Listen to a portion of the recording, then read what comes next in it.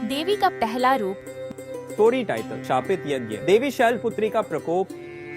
रात की नीरवता में एक प्राचीन मंदिर खड़ा था, देवी शैलपुत्री का मंदिर। वहाँ एक साधु बैठा था ध्यान में, पर यह कोई साधारण साधु नहीं था। यही वह व्यक्ति था जिसने वर्षों पहले यज्ञ में देवी सती का अपमान होते देखा था, पर चुप रहा। उसने अपनी आंखों से वह अधर्म देखा लेकिन कुछ नहीं किया। समय बीत गया लेकिन पाप समय के साथ नहीं मिटते। आज जब वह मंदिर में था कुछ अजीब होने लगा। मंदिर के दिए बिना हवा के बुझ गए। पत्थरों की दीवारों पर आग के उभरते हुए चिन्ह दिखाई देने लगे। हवा में मंत्रों की अनसुनी गूंज फैलने लगी। साधु का मन विचलित हुआ। उसने मंत्रों का जाप तेज कर दिया लेकिन आवाजें और तेज हो गई। तभी मंदिर की मूर्ति की आंखें खुल गई। स्क्रीन पर अचानक देवी शैलपुत्री का रौद्र रूप। उनकी आंखें चमकती हुई जलती अग्नि जैसा है और चारों ओर बिजली कौंध रही है। साधु कांप उठा। उसने देवी से क्षमा मांगनी चाहिए लेकिन बहुत देर हो चुकी। चारों ओर भूचाल आ गया। दीवारों से तेजस्वी लपटें निकलने लगी। मंदिर के द्वार अपने आप बंद हो गए और फिर एक गगनभेदी सिंह गर्जना हुई। मूर्ति से प्रकाश की एक विशाल लहर निकली और साधु की चीख हवा में घुल गई। सुबह जब गांव वाले आए तो मंदिर का दरवाजा खुला मिला। अंदर कुछ नहीं था, लेकिन जब किसी ने प्रतिमा के करीब जाकर देखा तो ऐसा लगा जैसे देवी की आंखें अब भी चमक रही थी। देवी का दूसरा रूप ब्रह्मचारिणी। स्टोरी नेम ब्रह्मचारिणी की अनंत तपस्या। कहते हैं हजारों वर्षों पहले हिमालय की पुत्री ने घोर तपस्या की थी, इतनी कठिन कि स्वयं देवता भी भयभीत हो गए थे। लेकिन यह कोई साधारण तपस्या नहीं थी, यह एक ऐसी साधना थी जिसने प्रकृति के नियमों को भी तोड़ दिया। 3000 वर्षों तक देवी ने टूटी हुई बेलपत्र खाकर अपना जीवन व्यतीत किया, फिर पत्तों को भी त्याग दिया। निर्जन निराहार केवल अपनी चेतना के बल पर जीवित रही। लेकिन कहते हैं किसी साधना में इतनी शक्ति नहीं होती कि वो मृत्यु को टाल सके। कोई नहीं जानता कि कब देवी ब्रह्मचारिणी ने देह त्यागी और कब वो इस स्थान का हिस्सा बन गई। पर कहते हैं हर पूर्णिमा की रात जब आकाश रक्त वर्णन हो जाता है तब उनकी आत्मा इस मंदिर में जाग उठती है। अगर कोई इस रात इस मंदिर के पास आ जाए तो उसे देवी की तपस्या का एहसास होता है। कोई अदृश्य शक्ति उसके शरीर को जकड़ लेती है, उसकी आत्मा को निर्वाह के लिए विवश कर देती है। उसकी आंखों के आगे अंधेरा छा जाता है और फिर वो कभी वापस नहीं आता। व्यक्ति रात के अंधेरे में मंदिर की ओर बढ़ रहा है, पैर हिलने लगते हैं, हवाएं चीखने लगती हैं। जैसे ही वो मंदिर के दरवाजे तक पहुंचता है, दरवाजे अपने आप जोर से खुल जाते हैं। एक छाया उसके सामने उभरती है, आंखों से रक्त जैसा तरल टपकता हुआ, और फिर एक चीख गूंजती है। तपस्या कभी अधूरी नहीं रहती और न ही उसका दंड।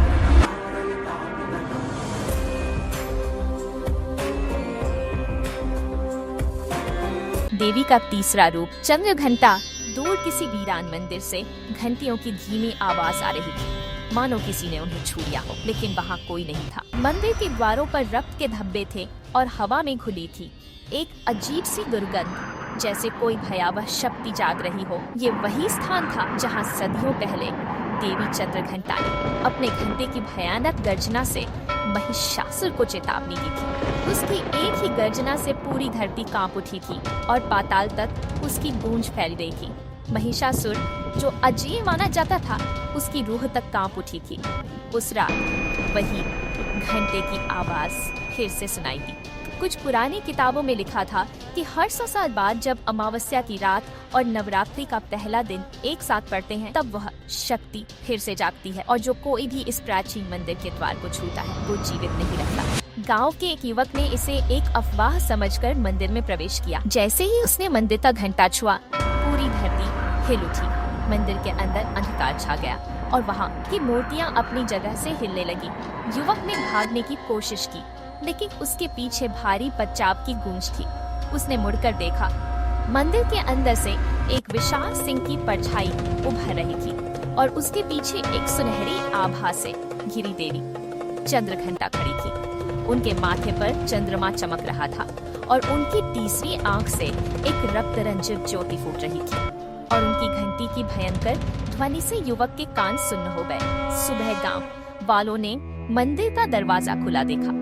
अंदर का वातावरण शांति से भरा था, मगर फर्श पर सिर्फ एक चीज पड़ी थी, युवक का शरीर नहीं बल्कि उसकी परछाई।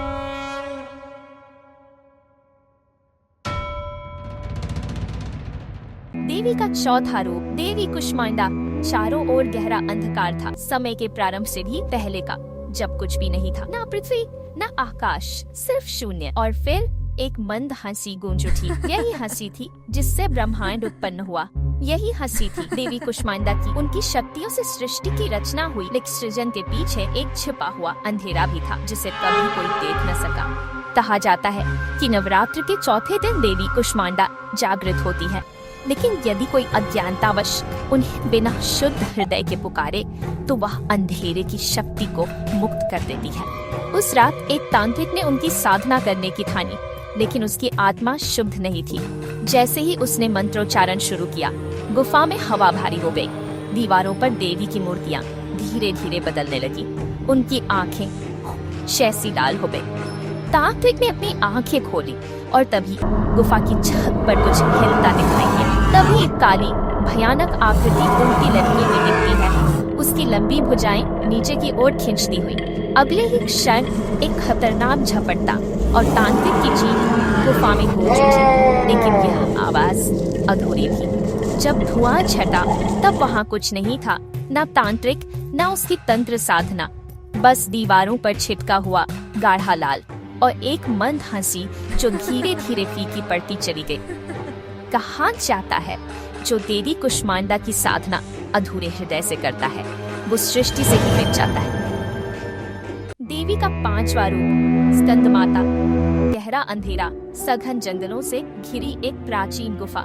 गांव के लोग कहते थे कि यह कोई साधारण गुफा नहीं बल्कि स्कंद माता का शापित स्थान है। वर्षों पहले एक राजा ने यहाँ पूजा करवाने का प्रयास किया था, लेकिन उसके सैनिकों को गुफा के अंदर केवल खून से सनी दीवारें और भूतिया प्रतिमाएं मिली थी। फिर भी अज्ञानता में राजा ने देवी के प्राचीन स्तंभों को छू दिया और उसी रात से वह गायब हो गया।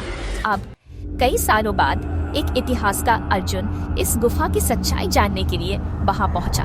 दीवारों पर देवी स्कंद माता के विशाल चित्र उकेरे गए थे, लेकिन उनके चेहरे अजीब रूप से धुंधले हो चुके थे, जैसे समय के साथ मिटने लगे हों।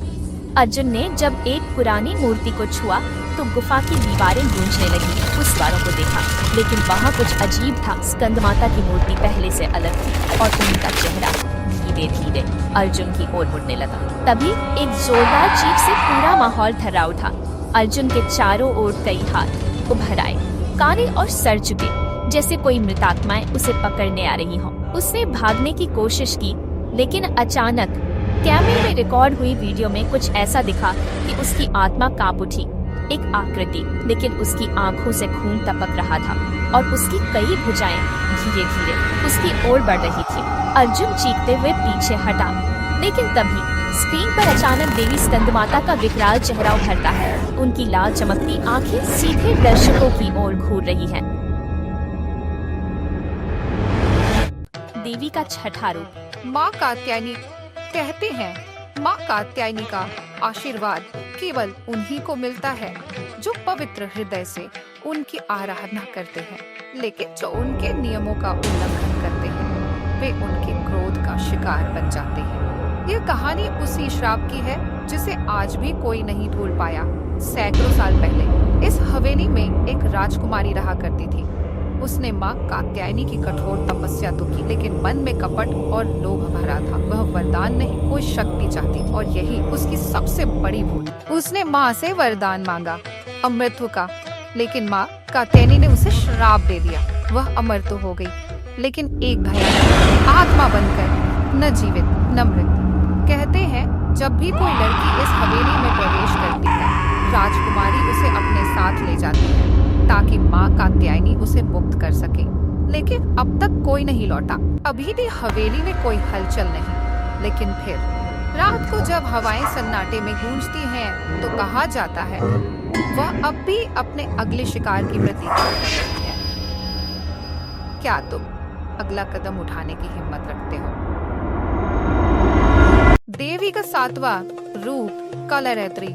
कहानी बहुत पुरानी है, महाभारत के युद्ध के बाद की। जब सब सो चुके थे, तब एक योद्धा जाग रहा था। अपने पिता की मृत्यु का बदला लेने के लिए उसने रात के अंधेरे में पांडवों के शिविर में घुसपैठ की, लेकिन जैसे जैसे उसने एक एक करके सोते हुए सैनिकों की हत्या शुरू की, तभी वहाँ कुछ अजीब हुआ। हवा भारी हो गई, आग की लौ काली पड़ गई और फिर वहाँ प्रकट हुई माँ कालरात्रि। बड़ी लाल जलती आंखें, बिखरे बाल और गले में नरमुंडों की माला, मृत शरीर, काली आंधी और चारों ओर गूंजती खून की चीखें। कहते हैं उस शिविर में आज भी रात को जलती हुई आंखें दिखाई देती, और अगर कोई वहाँ गया तो वो फिर कभी जाग नहीं पाया। माँ कालरात्रि की चेहरा अचानक भरता है, जोरदार ध्वनि और जलती हुई आंखें। देवी का 8वां रूप माँ महागौरी। सदियों पहले इसी जंगल में देवी महागौरी और भगवान शिव का मंदिर था। एक तपोभूमि जहाँ सिर्फ शुद्ध आत्माएं प्रवेश कर सकती थी। लेकिन एक दिन विक्रांत नाम का युवक वहाँ गया, सिर्फ यह साबित करने कि यह सब कहानियाँ हैं। उसने पवित्र शिवलिंग से बेलपत्र हटा दिए, घंटी बजाई और तभी कुछ हुआ। वहाँ अंधकार छा गया, मंदिर कांपने लगा और एक धीमी गूंज आई, तूने अपवित्रता फैलाई है, अब शाप मिलेगा। शिवलिंग के पास तेज रोशनी, भगवान शिव प्रकट होते हैं, आंखों से ज्वाला, त्रिशूल उठा और विक्रांत की चीखें जंगल में गूंज उठी। कहते हैं आज भी अगर कोई उस मंदिर में अपवित्रता लाता है तो वह लौट कर नहीं आता। देवी का 9वां रूप माँ सिद्धिदात्री। रात का घना अंधेरा था, हवाओं में एक अजीब सी सिहरन थी और मंदिर की घंटियाँ धीमी आवाज में बज रही थी। एक पुरानी हवेली के खंडहर में अर्जुन नाम का एक व्यक्ति देवी सिद्धिदात्री की गहरी साधना कर रहा था। वह ग्रंथों में पढ़ चुका था कि माँ सिद्धिदात्री की कृपा से स्वयं भगवान शिव ने अपार सिद्धियाँ प्राप्त की थी, परंतु उसे यह नहीं पता था कि हर शक्ति के पीछे एक भयावह रहस्य छुपा होता है। जैसे ही उसने मंत्रों का जाप पूरा किया, दीपक की लौ अचानक कांपने लगी। कोई अदृश्य शक्ति जाकर हवेली की दीवारों पर देवी की प्राचीन मूर्तियाँ हल्की हिलने लगी, मानो उनमें प्राण आ गए। अचानक एक झटका, आग-खार, रक्त बहना और क्रोधित अट्टहास। सिद्धियाँ मांगने से नहीं, आत्मा की कीमत पर मिलती है। अर्जुन की आंखें पल भर में सफेद हो गई। अगली सुबह वह वहीं बैठा मिला, पर अब वो अर्जुन नहीं था, उसकी आंखों में देवी। कहते हैं अब वो हवेली हर रात किसी को बुलाती है और हर बार कोई लौट कर नहीं